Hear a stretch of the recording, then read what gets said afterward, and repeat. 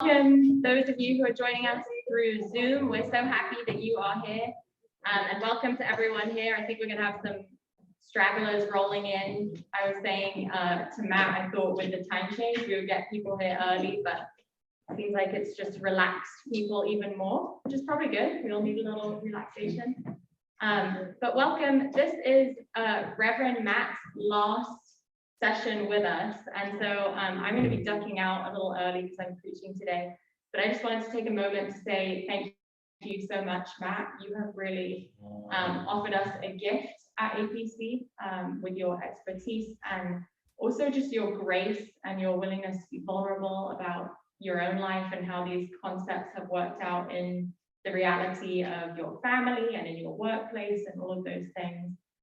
So I just really want to thank you from the bottom of my heart, and I know that you have impacted many people through this course, and people are making new decisions in their lives and doing some of that deep internal work, and I do believe that that is helping us become well. So before we get started, I'd like to give Matt a round of applause.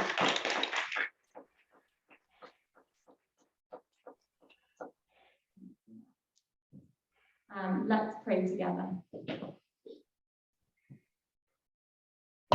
God, we come here this morning with expectation. We expect to meet you as we come to this class, as we learn from Matt, as we learn from one another, and as we listen with open hearts and open minds. We expect to meet you as we go to worship, as we worship you with our brothers and sisters in Christ. As we sing, as we listen to your word, as we pray, as we turn our collective attention to you, God, we expect that you are here. We know that you are here and that you long to speak to us.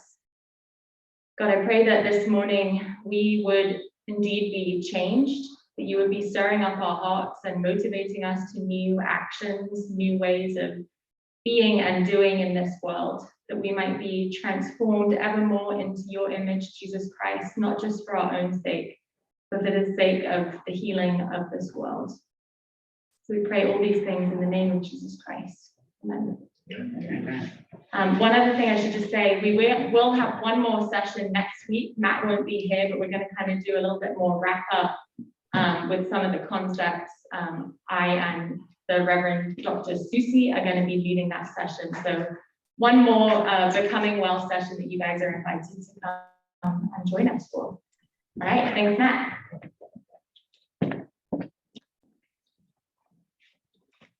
Thanks, Lindsay, and thanks to each of you who've been so engaged, both here in this space and also online. I'm grateful for emails and conversations after these times, and it's just been a real joy to see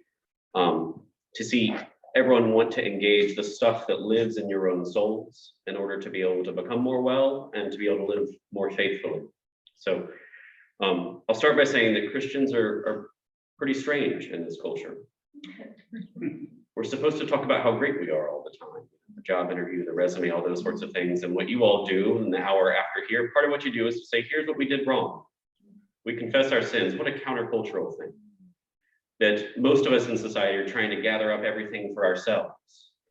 And so this last week of this class is really turning from how do we become well to how do we care for those around us.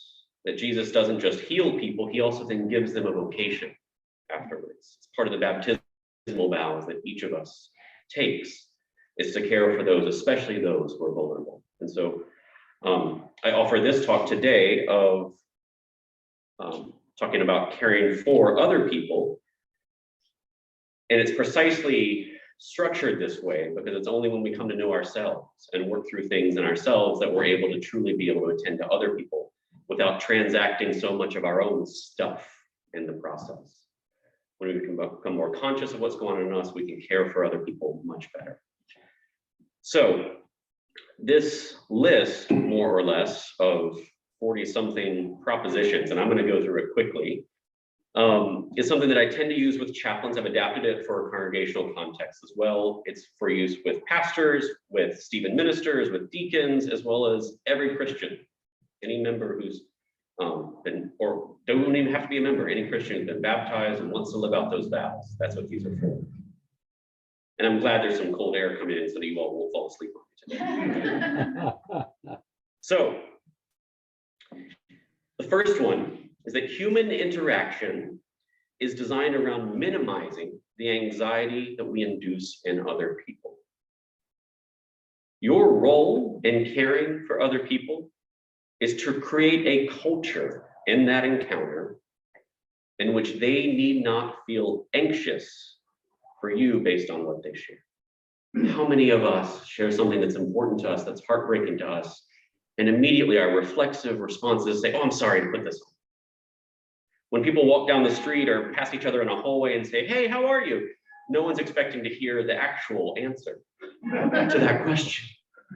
Human interaction is typically designed to minimize the anxiety that we induce in another person.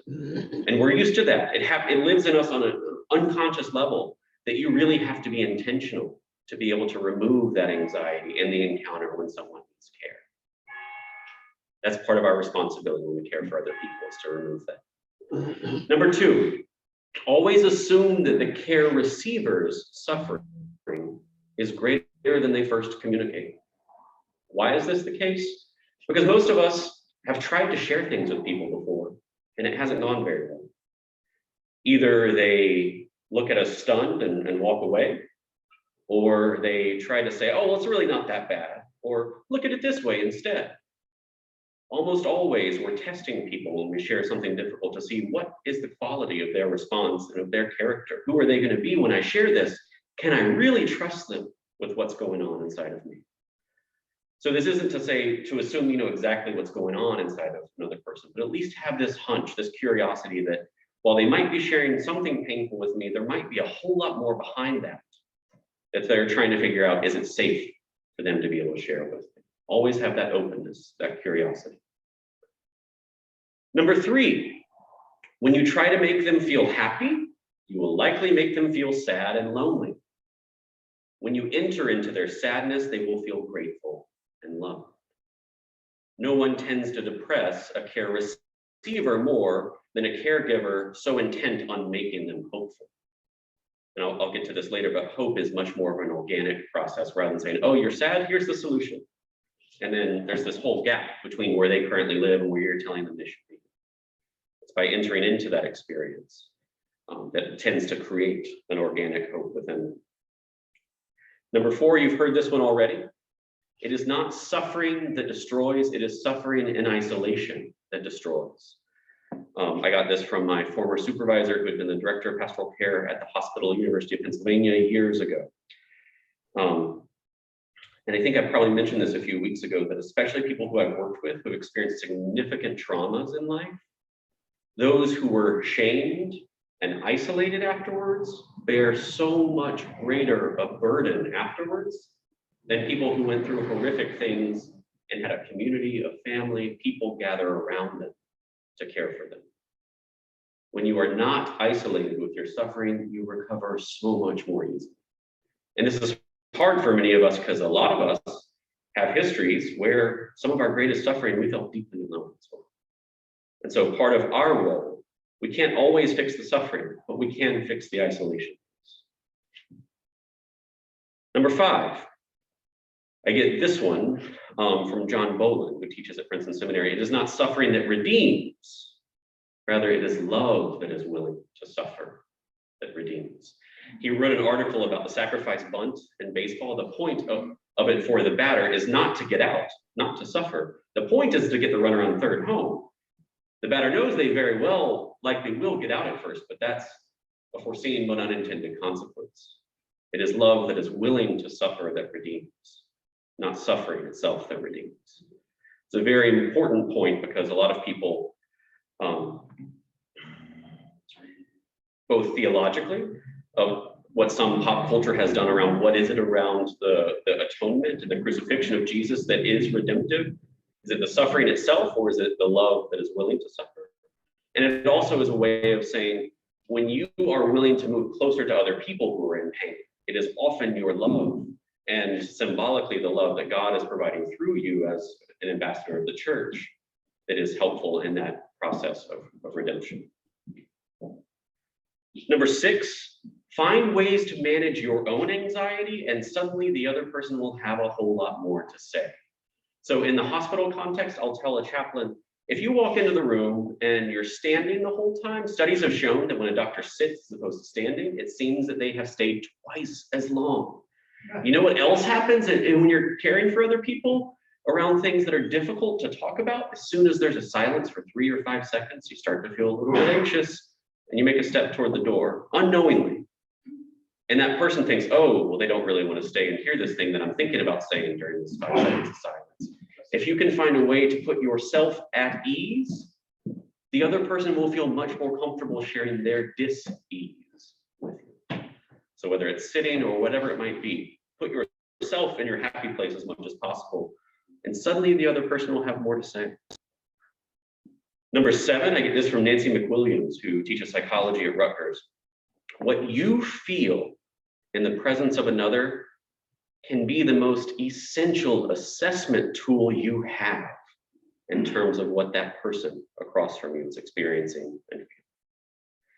Now, a lot of us can get false reads because of our own histories and because of our own emotional process and our own experiences. So we need to become more conscious and work through those kinds of things. But for instance, every single time I've ever been working with someone who is suffering and I start to feel helpless, now I automatically ask myself, even if they don't seem like it, I wonder how helpless that person feels. Helplessness is extremely contagious. There's some people who harm themselves a lot, that at first you might feel very inclined to be compassionate and sympathetic.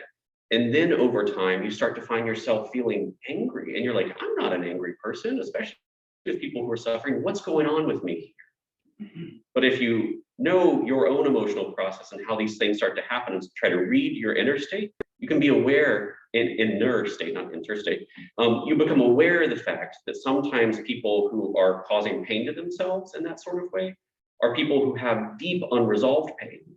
And on some level, they're trying to elicit that retaliatory response from you.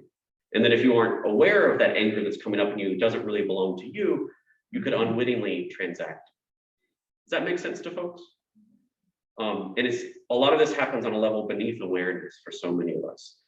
But those are just 2 kinds of examples. When you can get a read on what you're feeling, will give you a lot more guidance in terms of how you might want to respond to someone else. Number 8, you might be anxious to know all the facts. They are anxious for you to know their feelings. This happens all the time with chaplains visiting patients, especially with strangers. People will open up almost mid-story and you're so confused cognitively to try to get a frame around what's going on here. It's like, wait, back it up. What happened? This happened and this happened and this happened. But meanwhile, what happens when you're trying to get conceptual clarity on the facts is that they have put something out there that is very emotionally charged and they feel missed in the process. Your capacity to tolerate not being able to put all the dots together and to be able to focus on the other person's experience, eventually the dots will come together. But what's most important is to focus on the inner experience that they have.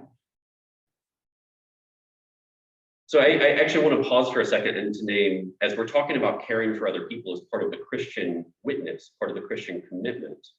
As you think about these things, these are in a caregiver-care-receiver relationship. This is not necessarily applicable to every single other relationship. One of the biggest red flags in, say, a marriage or a romantic relationship is when one person is always doing this and one person is always receiving this. In a marriage, this should go back and forth from time to time of who's doing the caring and who's doing the care receiving. But I want to name that, don't see this as in order to be a faithful person, you have to always be doing this for other people, even if they're not doing this for you. Does that distinction make sense? Okay.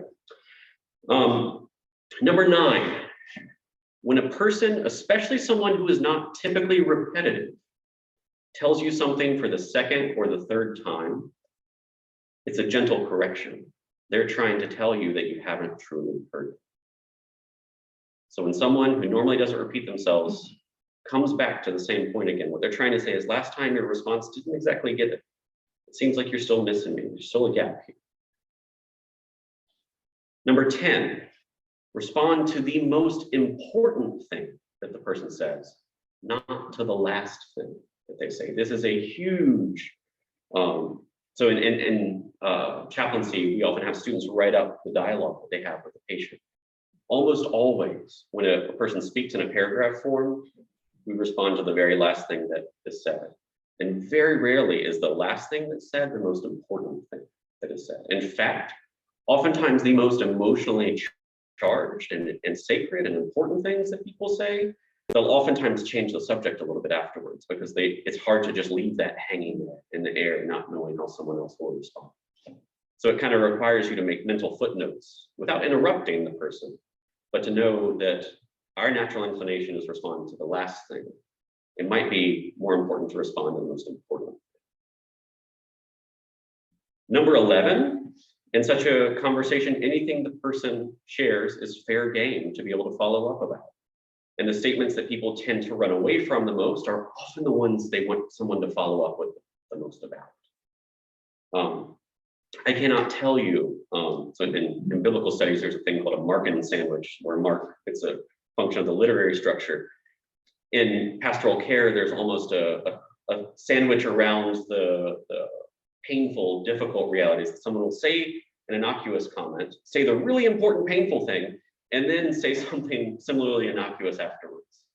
And it's always this wondering of, by trying to refocus the conversation on that thing before, is that not what they wanted? Am I doing that wrong? Or actually, is that because it was so hard to be able to just say that and leave it hanging in the air? So oftentimes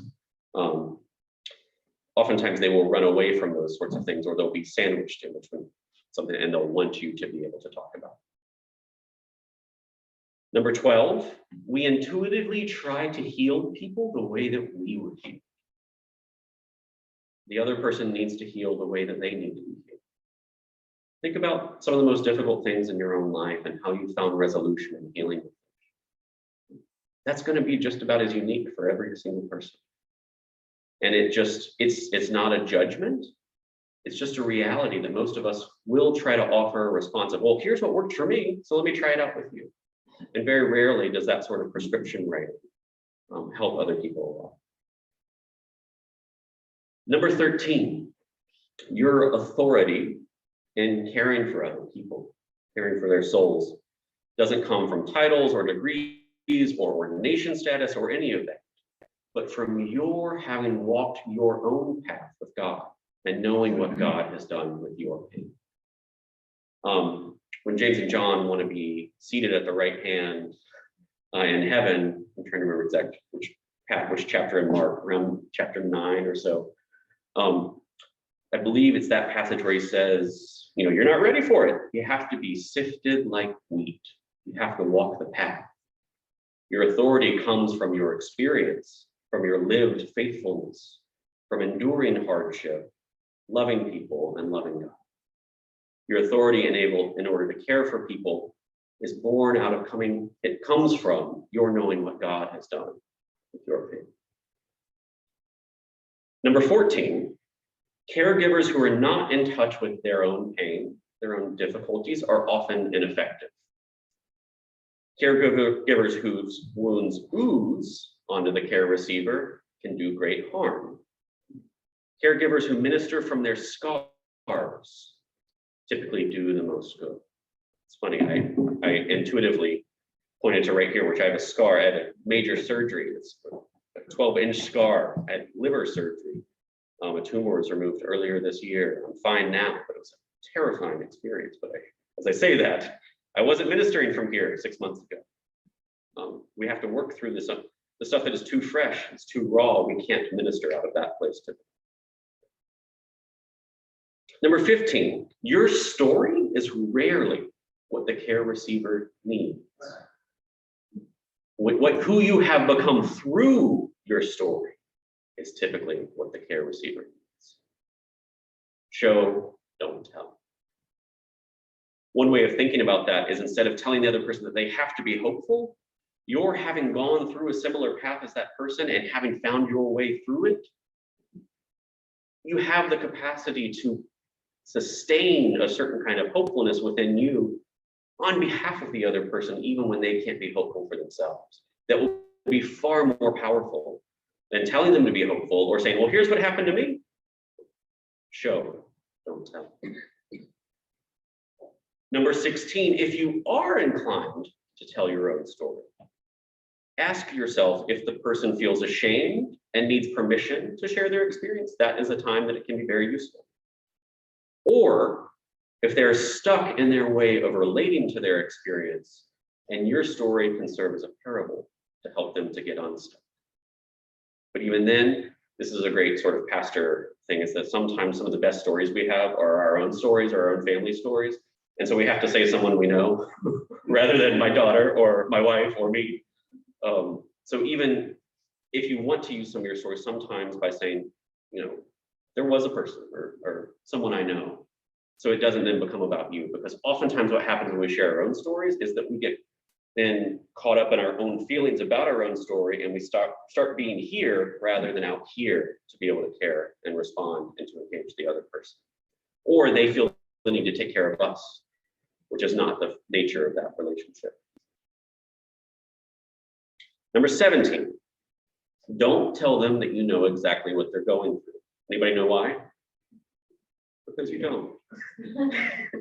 Your attempt at sameness will oftentimes make them feel more alone. C.S. Lewis says the moment of friendship begins the moment someone says me too, and I think he's probably right with friendship in many ways. But in terms of caring for the souls of other people, when people are in pain, when people are experiencing difficulty, they don't need someone to say, yeah, I've got the same thing over here. What they need is someone that can move in and to be close to them where they are. That when they are opening up their chest, you know, their rib cage, that someone can say, yeah, I see what it's like to be you, not I know it for myself. Number 18, if you are asked a theological question, give them a chance to answer it first. It's not to be gamey, it's not because you're unwilling to offer a response. But people tend to ask that kind of question of someone they see to be more of an expert because they've been thinking about that question for a long time and it means a lot to them. And there's a remarkable wide array of ways to name the same truth in a different context. And so being able to make sure that the truth lands for them given their own context is very important. For instance, Jesus says to forgive 70 times 7. That's true. It's important. That's who Christians are. We forgive. If that's the main truth that you're telling to someone who's in an abusive relationship, that's going to be a very harmful truth that is not contextually true. Does that make sense to folks? It's always important to know where the question is coming from before we give an answer. Number 19. If you find yourself wanting to give a theological answer, rationale, explanation for their suffering, hit the mute button yourself. We have a lot of aphorisms, and I don't think all of them are necessarily wrong. However, when someone is in the ditch, in the pit, and they're suffering, and someone responds, well, God won't give you more than you can handle, or everything happens for a reason. It's a way of saying, what you're sharing with me is too much. So I need to give you a reason why you shouldn't be so upset about what you're upset about right now. Now, we don't need to edit someone else's way of how they're working through that and conceptualizing of it. If they have the sense that God won't give them more than they can handle, and that helps them to be able to bear what they're experiencing, don't take that away. Feel free to support that. But it's not our role as the caregiver to say, here's the way you need to think about it with your faith. Because oftentimes what happens is we go from our heart to our head, and the person feels us giving them the highs, pushing them away. There is a time when they will want to explore oftentimes how God relates to all of this. And if I knew exactly how God related to all sufferings, I would be very happy. There's a lot of humility involved in these kinds of things. Number 20, the chief skill needed in the care of souls is the ability to hold brokenness in your own soul. Oftentimes, when we are inclined to jump in and to give that kind of answer, or response, or statement, or to try to resolve things too quickly, it's because we're uncomfortable with keeping things where they are, staying with the person where they are. Being able to live with that tension, that unresolvedness, the already and not yet, so to speak, of our faith, that Jesus has redeemed us, and yet all is not made right as we look outside on this Sunday morning. Being able to hold those tensions in our own souls is essential to be able to care for other people well. Number 21, the ideal posture of the caregiver is with one foot in the ditch and with one foot out. Without any feet in, you can't connect with them. You can't reach them. With both feet in, you can't offer them anything different. One foot in and one foot out. When both feet get in, you oftentimes overly identify in a way that you're not able to hold space with them and to hold them in the experience, but instead then can get caught up in your own sort of response.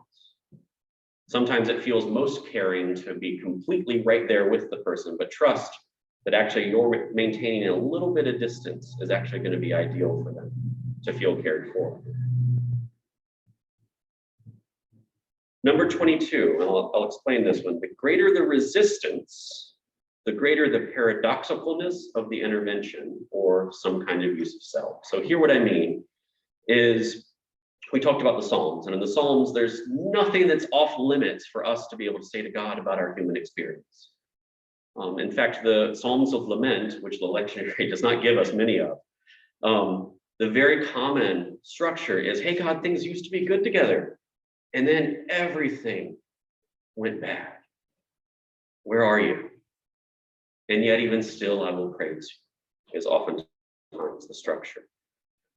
And so it might be, anger is something that a lot of us have difficulty with from our own family histories, but also I think as people seeking to be caring and loving, we can see anger as very destructive in some situations. I've tried to talk in past weeks how sometimes when we are aware of anger, it means we might need to reassert a boundary, or it might mean that we need to protect someone. That anger can be very effective to be channeled toward those ends, and if we turn it off, something is lost. It can be very hard for someone to tell another Christian, or especially a Christian leader, that they feel very angry and perhaps even very angry at God.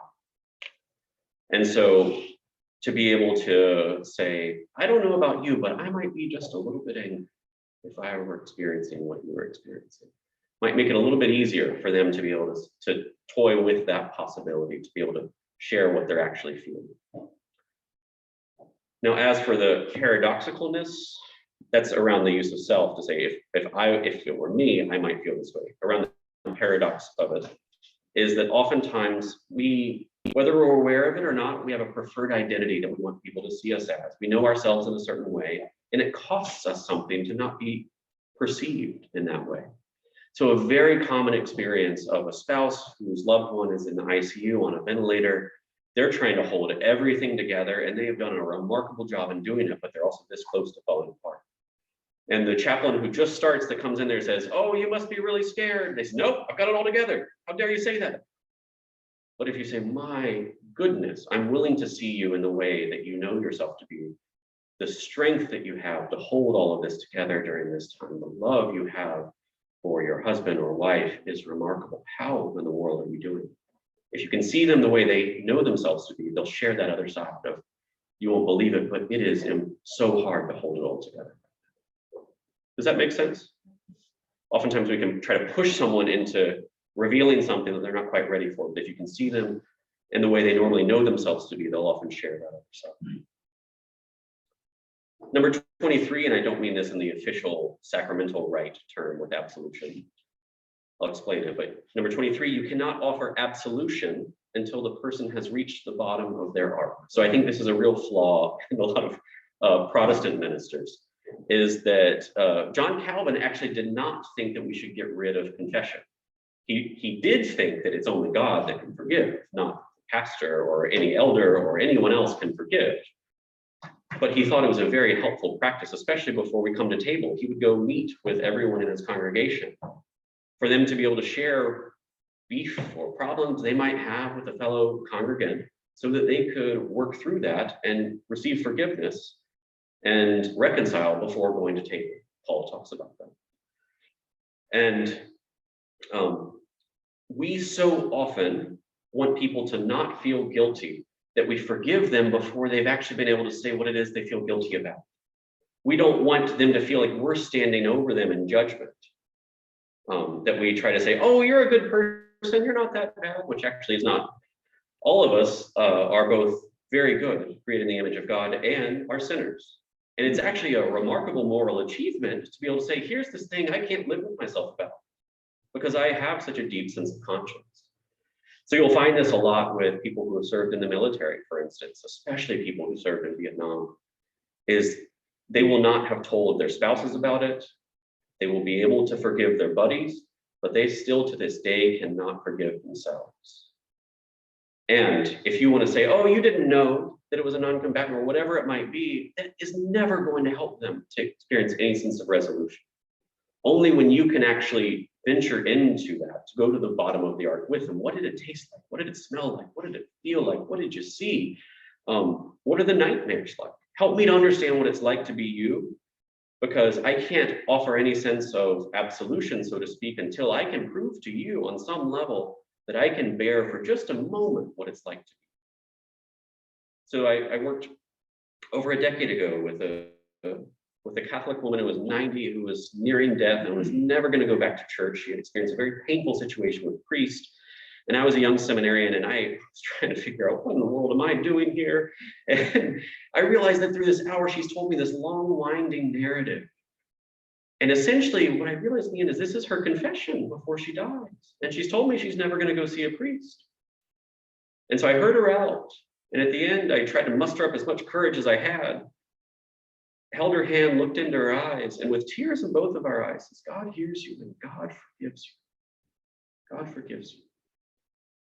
And one, I had to realize that living with that sense of guilt and unforgiveness is a huge burden on people's souls. But two, I also had to realize I can't say that until she feels like she shared all of it. So we're so quick to try to reassure people that they shouldn't feel bad about themselves, rather than showing that we appreciate why they feel that way, and then trying to make sure they have some sense of forgiveness. Number 24, the path to transcendence is through immanence. So these are big words, but I'll try to bring it down a little bit because they confuse me too sometimes. So immanence is essentially God being manifest here. Transcendence is God who's way out there. We can't just think our way to God and get there. It's oftentimes by someone showing up in your hospital room or someone coming to check on you when you're having a hard time. It's oftentimes by being able to pray, or actually someday when you don't feel like you can pray, a congregation that prays for you. It's these rituals, these pathways, these symbols that help us to be able to connect, these sacraments that help us to be able to connect to the transcendent, that we can't get there straight from our brain.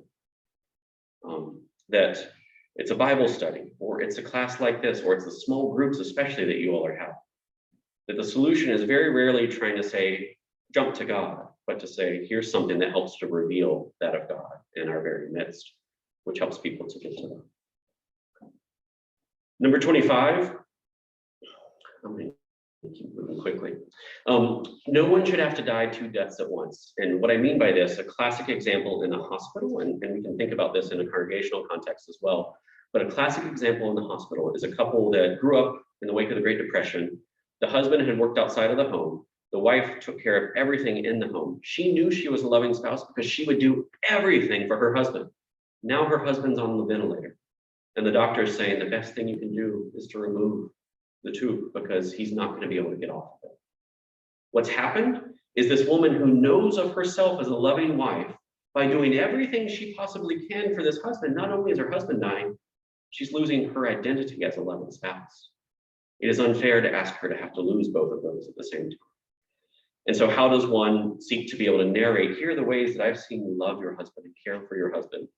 Here's the way that I've heard, friends who have come to visit, how they see you as a spouse. Here's how you've tried to live out your vows in sickness and unto death.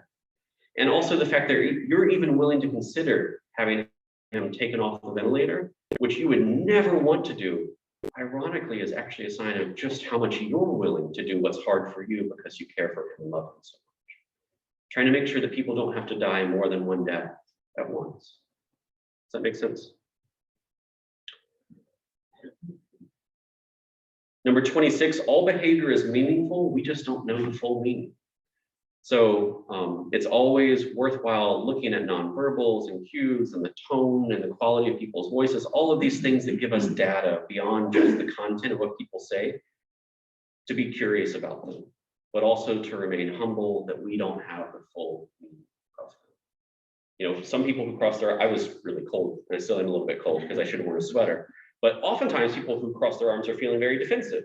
It's worth knowing that that might be what's going on, and to be able to respond in a way that helps them to be able to open up some. But I'd like to think that I wasn't as defensive when I was doing this before. But always be curious about the potential meaning of behavior, because it's a message that's being communicated. Number 27, if a tear falls, name it. What is the compulsive behavior we have when someone starts crying? Everyone starts racing to figure out where the tissues are. We're all saying, please stop crying. Let me shove a tissue in your face so you can stop crying. I know that's not what people are trying to say. That's oftentimes the message someone receives when they're crying. And instead of someone staying right there with them, everyone turns away and becomes anxious to try to get the tears to stop. Try instead to say, it seems like we're touching something very important, really sacred right here. Most of the time when we cry, it's something very sacred that's coming out for us. Or to even as simply say as, I notice this brings tears to your eyes. Oftentimes when someone cries, there is so much that's being told in those tears if we have ears to hear. And so offering a simple recognition and acknowledgement that that happens will hold that space open for them to be able to share some of the meaning of those. It can feel a little bit anxiety producing because we don't typically do that. But I found that people will share remarkable things. Number 28, all human beings want to be known, especially the ones who don't want to be known. It's a little bit tongue-in-cheek. But oftentimes, we talked about attachment style a few weeks ago in attachment psychology. It's oftentimes people who aren't used to having people being willing to try to know them, to really care about them, that won't always be as forthcoming that they really want to be known, even though they do. They feel oftentimes the least known, and that's the very meaning of the behavior of not trying to be known, if that makes sense. I think it's a deep, deep human need for other people to be able to know us. And I can say a whole lot more about how that functions gender-wise, especially in our culture. I yearn for the day that two men know how to sit across from a table with each other, drink a cup of coffee, and to talk with each other. Women know how to do emotional intimacy in this culture a lot better than men tend to. And there are a lot of lonely men because of that. Number 29, chaos cannot be ordered right away. Remember the creation narrative of chaos and order. Your being a container for someone's chaos will give them a lot more order. There are some things that simply, some tragedies that you are not going to be able to resolve. And the chaos is too much for that person. But by being able to be somewhat of a container for that chaos, will give them a much deeper sense of order. There's a great poet named Gregory Orr that if you want to look up, he was interviewed by Krista Tippett a couple of years ago, and he talks about that very notion of how poetry for him has become a way to try to hold some of the chaos rather than being able to order it. Number 30, people cannot live without meaning. So I get this mainly from Viktor Frankl, who I think I might have mentioned before, but was a concentration camp survivor. He was, in addition to being a prisoner, he was also the doctor of that camp. That was his role as a prisoner. And what he decided at the end is that it's not an exact 1.0 correlation coefficient, but that by and large, the people who survived those concentration camps were not people with the most food, not people who were the strongest, or any of those kinds of qualities. What kept people alive was having something to live for. People who had a life meaning, a life purpose, were able to endure much greater hardships and survive. People cannot live without meaning. Number 31, I've learned this one the hard way through the years. If you can hold a person's profanity, they are much more likely to let you hold what is sacred to them. And by profanity, I don't necessarily mean 4-letter words. I mean the parts of their lives that are very unpretty, that are very unhealed, very broken, maybe even very offensive to be able to share. I have had patients that have shared very racist things with me or very sexist things with me. And I think they were trying to see if I'd leave, if I would scold them. And if I stayed in the room and seemingly still cared about them, even after they shared horrific kinds of things, almost always they would share something extremely vulnerable and tender. People will often test you with their profanity to see if you're safe enough to share some of their sacredness. Number 32. When someone feels angry, consider how helpless they might feel. Anger is almost always a secondary emotion or secondary feeling, and it has the effect of rocking us back on our heels. It pushes someone away. And we oftentimes have good reason to be somewhat afraid of what people might do when they're angry. But if you can also imagine, little kids have temper tantrums because they feel helpless. They can't resolve the thing that's going on. If you can maintain enough of a sense of safety, don't put yourself in an unsafe situation. But if you can see the expression of anger and try to reframe that as an expression of their helplessness, you'll oftentimes be able to connect with something very different that's going on in them that'll help you to arrive at something very important in the conversation. Number 33, where you see dualism, know that crisis is likely underneath. When someone starts saying it's either this way, or that person's all bad and this person's good, it's so much of life has a lot more nuance and shades of gray than that. But that is a trauma response to see things as either this way or that way. Is it safe or is it dangerous? It's very effective evolutionarily to be able to know when you're safe and when you're not. And when you're in the midst of something very scary, you don't need to be able to assess it on every shade of gray. You need to know good or bad, safe or scary. The book of Daniel, Revelation, are very apocalyptic texts. Things are either this way or that way. It is part of what happens when people are living through crisis. And so know that when someone communicates in a way that might be very off-putting, because it's very this or that, overly reductionistic, know that there's likely a crisis underneath. It's part of the meaning of that expression. Even the book of Matthew, you're either a sheep or a goat, the Gospel of Matthew, which one of my favorite Martin Luther quips is that it matters much less whether or not you're a sheep or a goat, but whether or not God is a carnivore.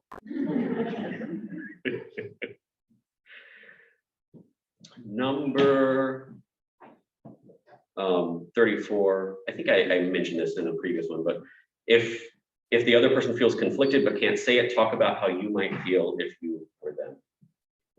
35, sit across from those who need to be seen, sit alongside those who are inclined to spar. So we have an eating disorder unit at our hospital, and patients with eating disorders are typically very used to being unseen. In fact, they have oftentimes made themselves so emaciated, it's hard to see them. It is very important to sit across from them and to see them, even if it's actually uncomfortable for them to be seen. And there's some people who are very combative, and instead of focusing on what's really going on inside, they'd rather just get in a fight. And so to be able to pull up a chair next to them, to look out at the same reality with them, perhaps both literally and metaphorically, oftentimes undoes some of that interpersonal dynamic so that you can actually connect with what's going on inside of them. Number 36, if you have time constraints like I have with 8 minutes left, name them at the start of the encounter, because what happens is that if we have to go somewhere at some point and this person has just opened up what's going on inside of them, we're going to feel guilty about abandoning them. We're going to start to become anxious. And even while we're still there, we're not really going to be listening. And we want people to be able to have the autonomy to be able to make a decision of, okay, we only have 30 minutes. How much am I willing to share? And for it to be okay with that. So name the time boundaries at the beginning. Number 37, seek to understand before trying to be helpful. We don't assess or diagnose through intervention, so to speak. A doctor doesn't say, let me just write this script and see if that's actually what was going on with you. We can do a lot of harm when we try to intervene before we actually try to understand. Number 38, your role is to care for their experience of their problem, not to solve the problem, or even to tell them how to solve the problem. Your role is to care for their experience of the problem, not to try to solve the problem. Number 39, Be attentive to the ironies when things don't fit. Especially one way of thinking about this is when someone's telling a very, very painful story and their affect is completely flat. Oftentimes you'll know that this is a traumatic history or a traumatic story that hasn't been able to be integrated, because normally the things that we've integrated, our affect matches the content of what we're saying. Pay attention when things don't fit, the ironies, and be curious about them. Number 40, try to hold tensions with them rather than trying to resolve the tension. So making double statements can be very important. Someone who, a classic one, is when someone takes their own life. And it is very, very normal for a loved one to both feel extremely sad and very angry. And to be able to acknowledge both of those and to say, I can completely get that you are heartbroken that this happened. And as difficult as that might feel, at the same time, I'm also aware that how could you not have wanted to protect them and just say, please don't do it, and be a little bit angry. To be able to hold both sides and to make double statements rather than trying to resolve the tension of those. Because what's so difficult is feeling both sad and angry at someone, then makes someone feel guilty. So how do you oftentimes try to hold those tensions together? Number 41, if you think you might be talking too much, you probably are. In most caregiver, care receiver relationships, we feel the need to talk a lot more, but oftentimes, if you have that question, am I talking too much? You probably are. Number 42, getting it completely right is overrated. Your genuine attempts at getting it right and being willing to be corrected is underrated. When people are really trying, that is oftentimes more healing than someone who might be completely technically proficient, but isn't really there emotionally. And if someone says, actually, I didn't feel that way, say, oh, my apologies, help me understand how you did feel. Be willing to be corrected. Number 43, take this caregiving work very seriously and don't take yourself too seriously. It's one of the ways to help make sure it doesn't become about you, to make sure that you don't put too much on your shoulders, and to ultimately know that it's God who is the caregiver through you, rather than you having to be the one, ultimately.